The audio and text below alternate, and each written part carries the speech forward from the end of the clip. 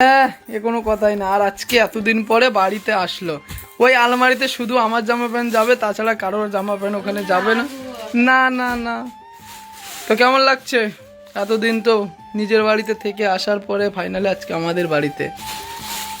কেমন লাগছে? কেমন এ কয়দিন কেমন কাটলো? ভালো। ভালো? তোরাম হেসে বলার কি আছে? ভালো লেগেছে তাই। হ্যাঁ, তা আসলে কেন? আর কদিন থেকে আসতে পারতে।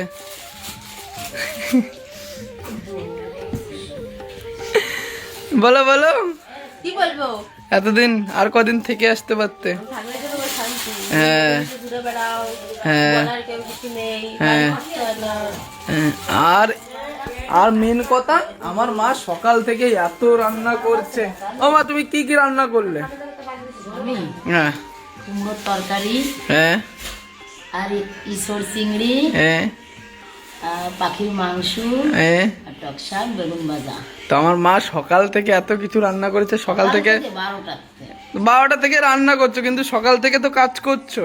সকাল থেকে ঘর ঝাড়ু দিয়া, ঘর পোছা লাগানো, মানে সকাল থেকে আজকে আমার মা এক কাপ চা অব্দি খায়নি।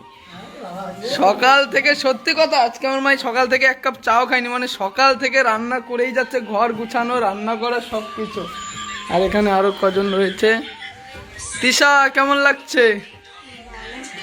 ভালো?